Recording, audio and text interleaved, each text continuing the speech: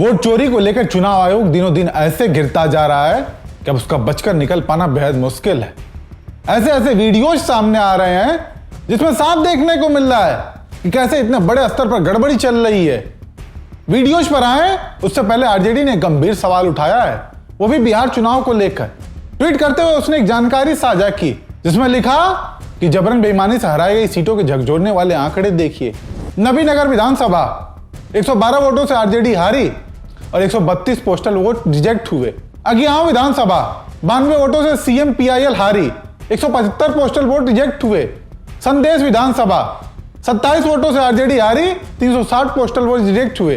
यानी साफ साफ आरजेडी ने सवाल उठाए हैं कि जहां जहां पोस्टल वोट रिजेक्ट हुए वहां मात्र कुछ ही वोटों के अंतर से महागठबंधन का प्रत्याशी हारा। जिसके बाद चुनाव आयोग पर और भी सवाल गहराने लगे। वहीं एक वीडियो भी काफी तेजी से वायरल हो रहा है जिसमें साफ देखने को मिल रहा है कि एक टॉयलेट के फ्लश में ढेर सारे वोटर आईडी कार्ड छिपा कर रखे हुए मिले। ये वीडियोज देखिए जिसे कांग्रेस के प्रवक्ता अतुल लौंडे पाटिल ने पोस्ट किया है। साथ में ये भी लिखा है कि थोक में रखा गया है election ID card toilet flush में, बिना नाम, बिना फोटो, बिना एड्रेस के। इस वीडियो के सामने आने के बाद लोग सवाल कर रहे हैं कि आखिरकार इतने कार्ड्स टॉयलेट फ्लश में छिपा कर क्यों रखे गए हैं।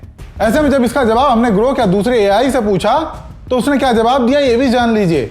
हमारा सवाल था कि क्या ऐसे वोटर आईडी कार्ड मार्केट से कोई भी ले सकता है या कोई भी छाप सकता है, तो उसका जवाब देखिए, नहीं। असली चुनाव आयोग का वोटर आईडी कार्ड बाजार में खरीदा या बेचा नहीं जा सकता। जो भी खाली टेम्पलेट कार्ड मार्केट में मिलते हैं वो फर्जी हैं, अवैध हैं या धोखाधड़ी में इस्तेमाल करने वाले सामान होते हैं। ऐसे कार्ड रखना, खरीदना, बेचना या इस्तेमाल करना कानूनी अपराध है और इसके लिए सजा हो सकती है। ऐसे में सवाल उठता है कि फिर इतने वोटर आईडी कार्ड जिस पर कोई नाम पता कुछ भी नहीं था वो ऐसे क्यों छिपा कर रखा गया था।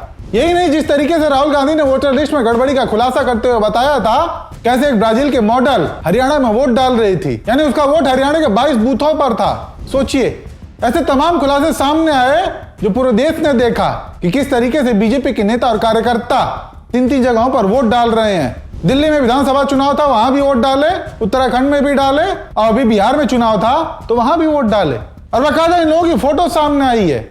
ऐसे में लोगों ने यह भी सवाल उठाया कि खुलासे तो तब देखने को मिल रहे हैं जब इन लोगों ने अपनी फोटो पोस्ट कर दी, नहीं तो कई लोग तो ऐसे भी होंगे जिनकी फोटो ही सामने नहीं आई। कहने का अर्थ है कि ऐसी तमाम तस्वीरें सामने आई जिससे चुनाव आयोग की निष्पक्षता पर सवाल उठते हैं। आचार संहिता के दौरान भी सरकार का महिलाओं के खाते में पैसे डालना तो छोड़ ही दीजिए, खरीदने के बाद लोगों में एक अलग ही आक्रोश देखने को मिल रहा है, वो भी चुनाव आयोग को लेकर, और चुनाव आयोग जिसके लिए सब कर रहा है उसको भी लेकर। अब इस लड़के को ही देख लीजिए, मोदी जी का मुंह काला कर रहा है। इस वीडियो को यूथ कांग्रेस ने पोस्ट किया है जिसके बारे में बताते हुए लिखा है कि वोट चोरी के दम पर लोकतंत्र का मुंह काला करने वालों का मुंह काला हो रहा है। अब हरियाणा में सोशल मीडिया पर तेजी से वायरल होता हुआ वीडियो, और यही नहीं कई जगहों से ऐसी तस्वीरें सामने आई।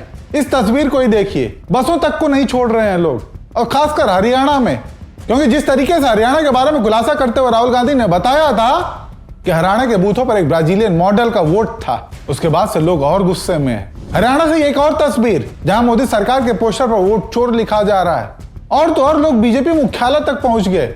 इस तस्वीर को देखिए, यह सिरसा के बीजेपी कार्यालय की है जहां बताया जा रहा है कि युवा कांग्रेस के लोगों ने सभी के चेहरों पर काली पोत दी। जो भी बीजेपी के नेता थे उनकी फोटो थी। यानी कांग्रेस भी वोट चोरी को लेकर और गंभीर होते हुए दिख रही है, क्योंकि जिस तरीके से बिहार चुनाव के बाद राहुल गांधी और कांग्रेस अध्यक्ष मल्लिकार्जुन खड़गे ने कांग्रेस नेताओं के साथ बैठक की और यह तय किया कि वोट चोरी को लेकर एक विशाल रैली करने वाले हैं। इससे साफ कहा जा सकता है कि चुनाव आयोग के लिए बिना जवाब दिए बचकर निकल पाना बेहद मुश्किल साबित होने वाला है।